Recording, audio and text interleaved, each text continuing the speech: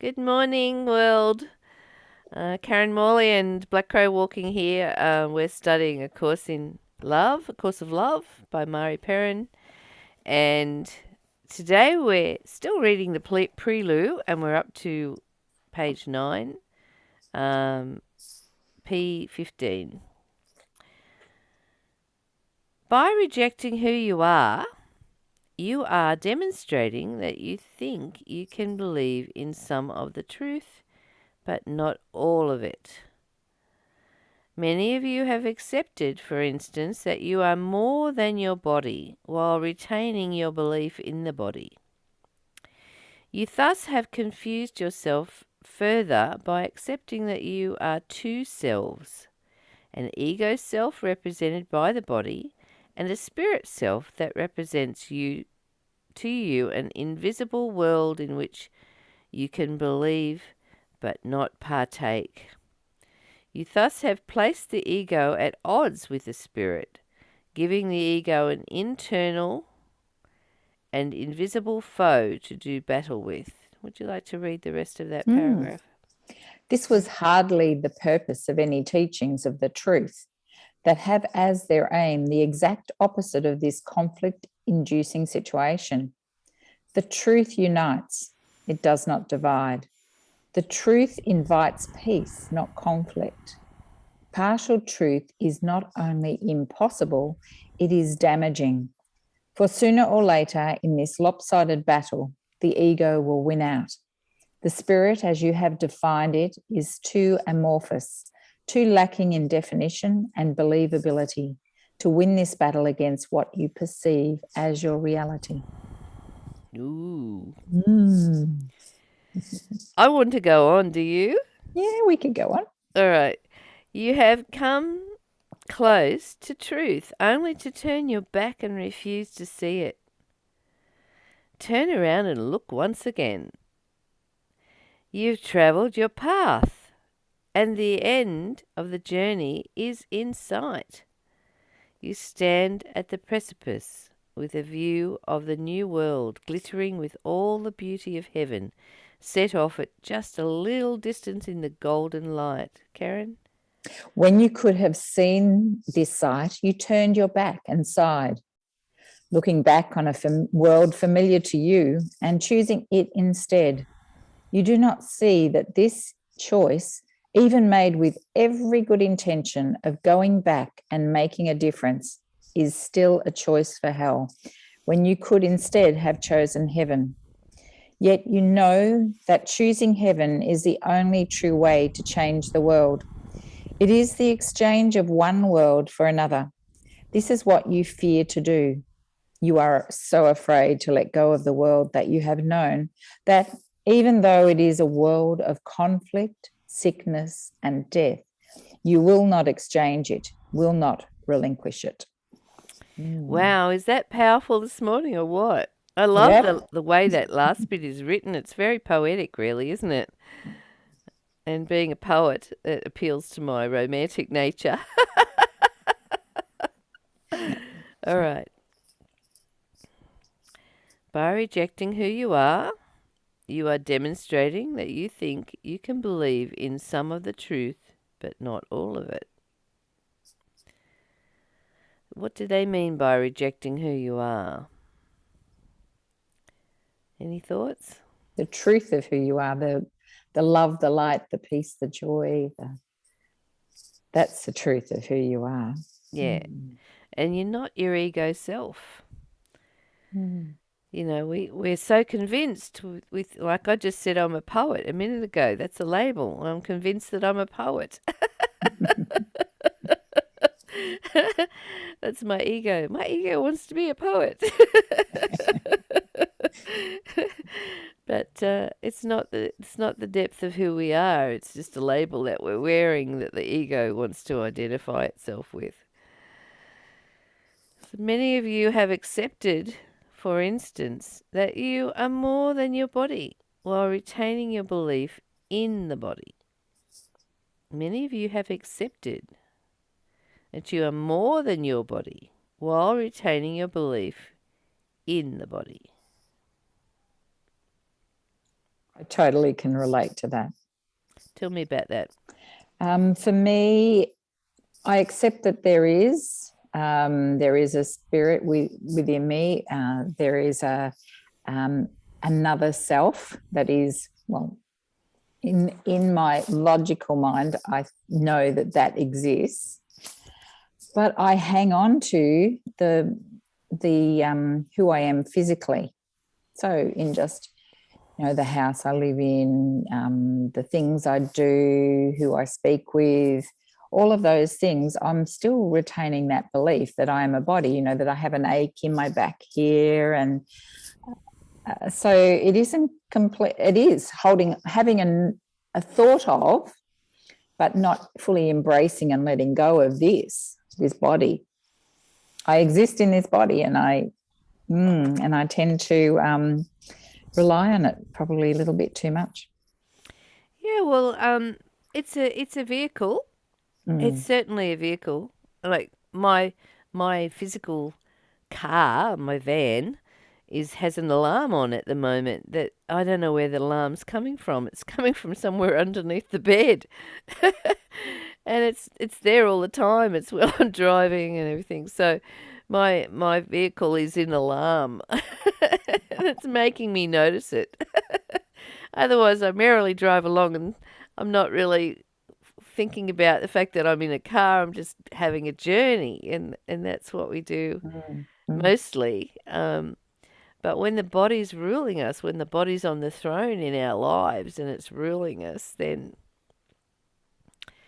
it's going to create chaos and it's going to set off alarms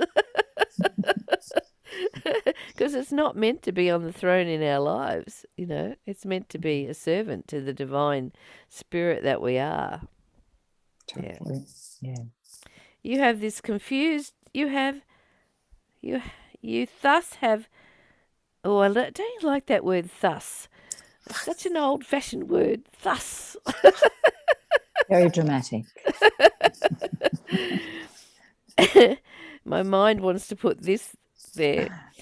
You thus have confused yourself further by accepting that you are two selves, an ego self represented by the body, and a spirit self that represents to you an invisible world in which you can believe but not take part. So I'm very sad that that's what I've convinced myself of, because actually I've spent a long time convincing myself that I am this beautiful, gorgeous spirit that is actually experiencing life in form, and that is the divine self, the divine divinity itself is experiencing life in form. So I think I can let that one go. Do you want to read the next bit, Karen? Yeah. You thus, another thus, you thus have placed the ego at odds with spirit, giving the ego an internal and invisible foe to do battle with. I think by having two thoughts, two ways of being, where there can only be one, that the ego will certainly do battle to want to reign supreme and over. Mm. Yeah. Yeah. And how many times do we find ourselves struggling against something? And it can be as simple as a decision, Um, and suddenly we're waging that war against ourselves, because we've got one voice saying this and the other voice saying that. And the ego voice wants to be in fear. It wants to examine all the fearful scenarios, and that's its battle. Whereas the spirit, if there's stillness and quietness in there, and the ego is not having the loud, loud voice, um, it can put that information in its heart and just sit with it and allow the knowing, feel into it and allow the knowing to come forward. And it's so less stressful. And like war of any kind is stressful. But when we have a war inside ourselves, it just makes you sick. Mm. Yeah. And it feels crazy, like really crazy that that's what I choose. I choose this. I choose that. Mm. And it seems craziness. Yeah. Mm. To do that. Well, it's insanity, and the book does talk about insanity. I mean, our ego, I don't know about yours, but I always think my thought system, I like to say this, is a septic sewage system. Because half the time the thoughts that pass through my head are not even my thoughts, they're just passing through. I don't know where they come from, because there's no way I would think that. Mm. So, yeah. So, yeah, I reckon stay out of the battle. Surrender. Surrender. And and be happy. Yeah, just say, I'm not entering into this battle. This is Yeah. not my war. Not my war. I like that. Oh, I Not like my that a war. lot. Not my war. Mm. Okay. Do you want to read the next one as well? Because I've Yeah. forgotten where we're up to. Yeah. This was hardly the purpose of any teachings of the truth that have as their aim the exact opposite of this conflict inducing situation. Yeah. Yeah, it does. Do you want me to continue? Well, this was hardly the purpose of any teachings of the truth. Mm. Yeah, so listen to that, ego. Yeah, take that. All right, the truth In love. unites. The truth unites. It doesn't divide. The truth invites peace, not conflict. Mm. Partial truth is not only impossible, it's damaging. And how many times do we see that? I mean, every day we're given the partial truth. And sometimes it's not even the partial truth, like we believe everything we hear on the news and everything we read in the newspaper and all the propaganda that comes out from the politicians. And it's not true. It's only half a truth. How many why do you think we have Snopes? Snopes. It's because we need to fact check all the time because we're not being fed the truth. And like I've seen Raquel Welch all over Facebook at the moment, and I still can't figure out if she's dead. I know she's 80. Is that why she's there? Who knows? And then somebody said she'd cut out her two bottom ribs in order to have an hourglass figure, and that Cher had done the same. And when I put it into Snopes, there was absolute bullshit. Neither of them had done it. But for that single moment, I believed it. It's there in black and white or on the Yeah. screen. Yeah. So partial truth is not only impossible, it is is damaging for Yeah. sooner or later in this lopsided battle, the ego will win.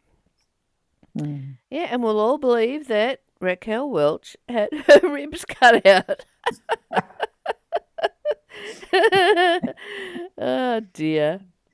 The spirit as you have defined it is amorphous, too lacking in definition and believability to win this battle against what you perceive as your reality.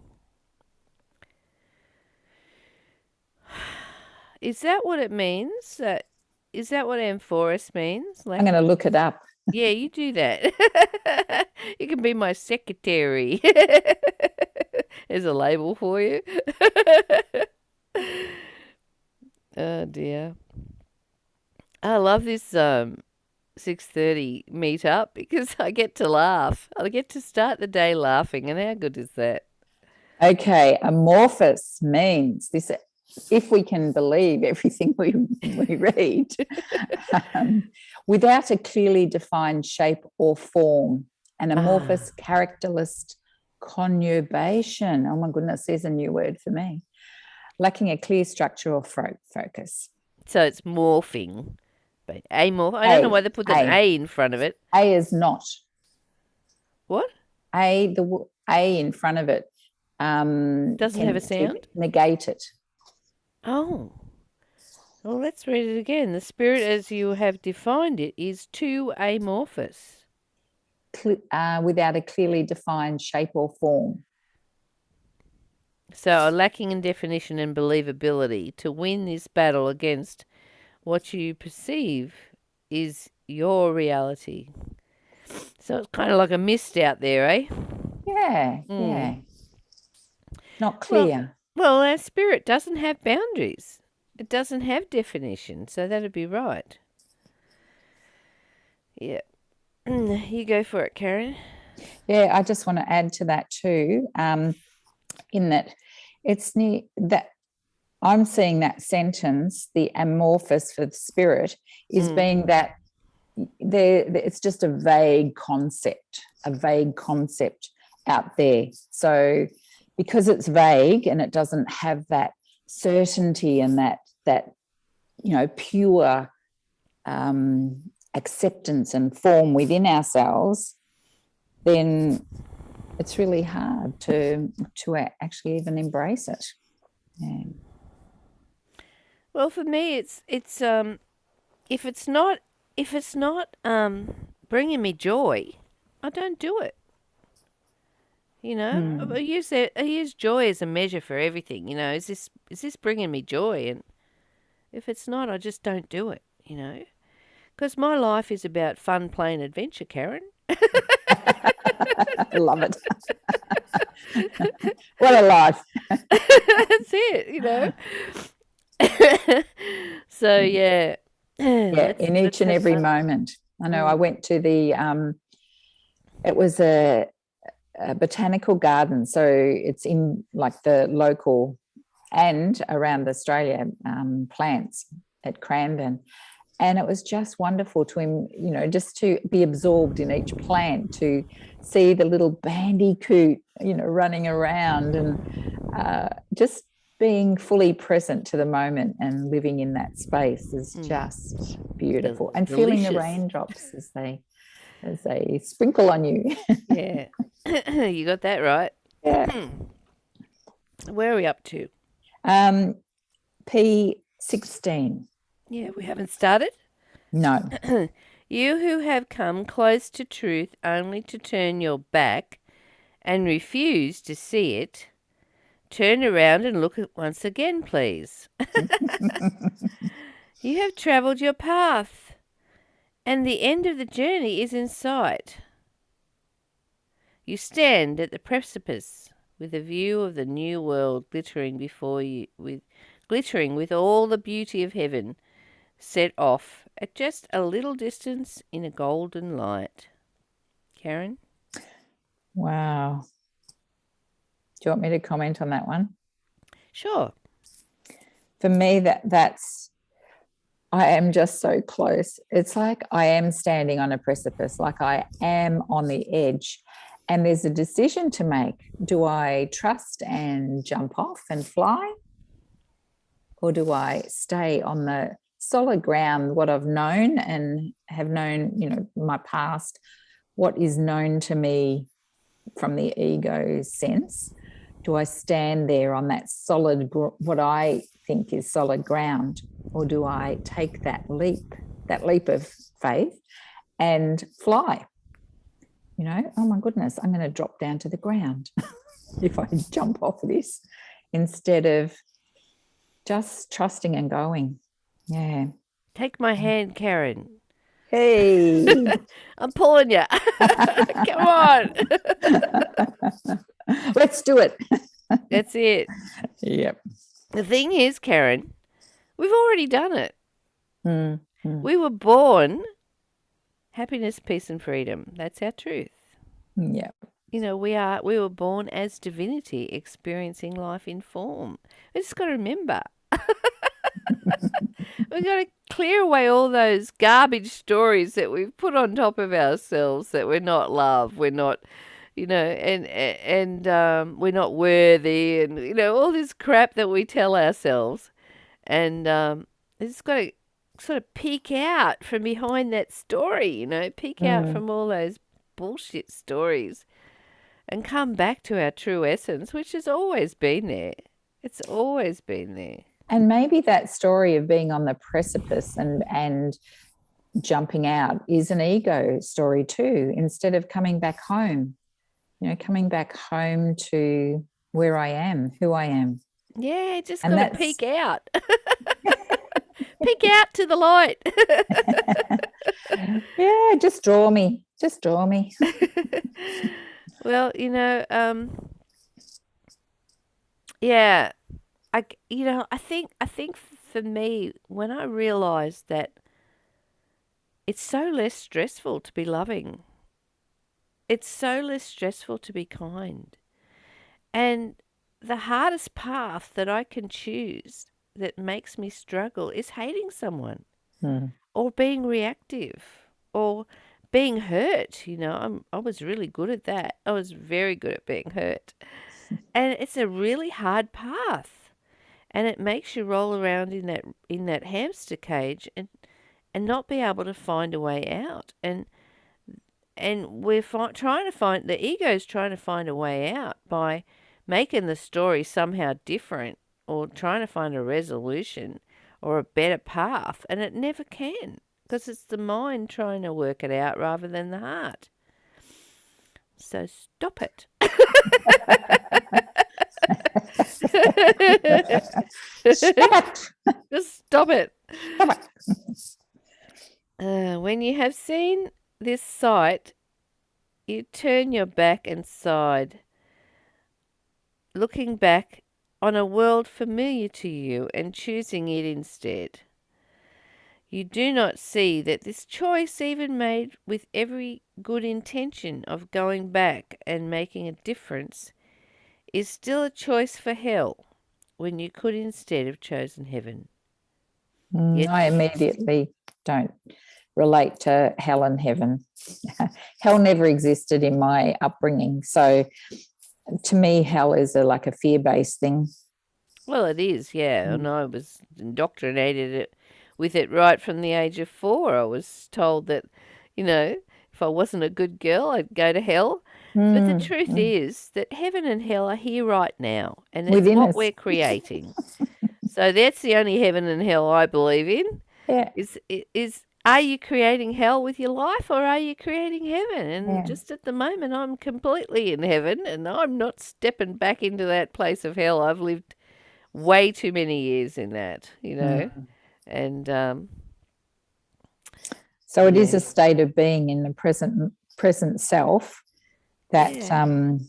of disturbance, dis-ease, dislodgement, I suppose, that place of hell within, instead of that heaven being the sense of peace, of joy, of love, and coming from that heart space Yeah, the bliss, the within. bliss of living, like how many of us can wake up in the morning and laugh and feel that bliss, We get excited every morning to do this study, because it's giving us that beautiful sense of who we are and knowing that we can step into our day and what's gonna be in this day. Am I gonna Mm, put hell or heaven into it, mm, For me it's like, whoa, another chance to live in heaven today and in the heaven that I've created, you know. And if it's not suitable, if it's not bringing me joy, then I sack the actors, change location, and rewrite the story. Because it's a big play, really, and I get up every day and play and dress for my play. I ring my boss up. I'm coming to play in your cubby house. What we doing today? I need to get dressed. So it's an adventure. Every day's an adventure when you're living in heaven. mm, mm. Mm. No need for fear No with need for it. fear. No. And I'd like to go back to that sentence. You do not see that this choice, even made with every good intention of going back and making a difference. So to me, that looks, it's like you're doing actions, good deeds, going back and doing good things that will win some sort of approval or A give Rocky you Ranger brownie badge. points. What's that? A Rocky Ranger badge. Yes. You've earned it. You've earned it. Yeah, good point. Yeah. And we Yeah. don't need to go do that. We don't need to make that choice and go back and try and earn our way We are it. We just need to embrace it and just come home. Just come home. Yeah. And then there are no choices like that, Karen. It just naturally flows from you. Mm. You know, you're not trying. The word trying just makes me laugh because, you know, we're not actually doing anything when we're trying. You never get there. You know, the ego wants us to think, oh, I'm trying, you know. But we Exerting never ever energy. get there. So, you know, we don't have to try and do good works and be a good person. When we're in heaven, we just are that. When we've created our lives to be exactly the way we want it, um, by following the path of bliss, you know, then we don't have to try. It's just a natural event that we are. Yeah. We are that, you know. It's Yeah. natural. Yeah. Yeah. Stop trying. Yet you know that choosing heaven is the only true way to change the world. It is the exchange of one world for another. This is what you fear to do. You are so afraid to let go of the world that you have known that even though it is the world of conflict and sickness and death, you will not exchange it, will not relinquish it.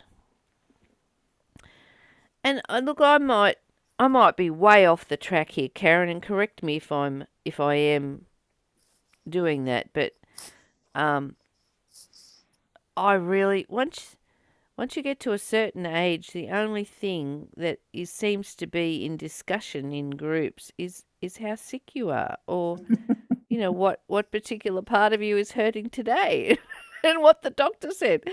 And I just as soon as it starts, I just feel like I'm in hell,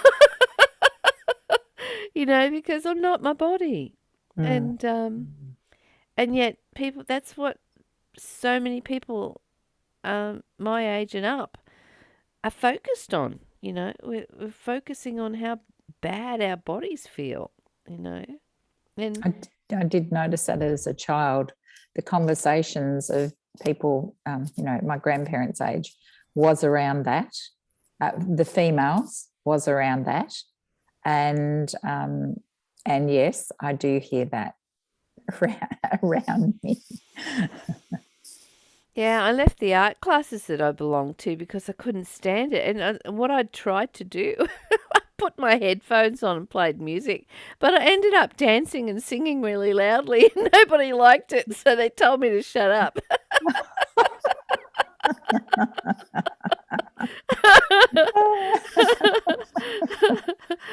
Oh dear, dear, dear. You're in the wrong class. You should be in dance and singing classes. Doesn't matter which class you're in.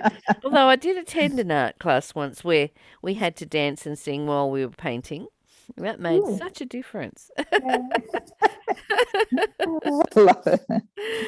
So we are the divine creators of our own life, basically. And what it's saying is that what choices are you? Have a look at what your choices are, you know, like we're in every moment we are choosing. Every single moment. And gosh, you know, why choose anything that's not making you happy? Why choose to struggle? Why choose to because your ego is so invested in keeping you separated from everybody else, and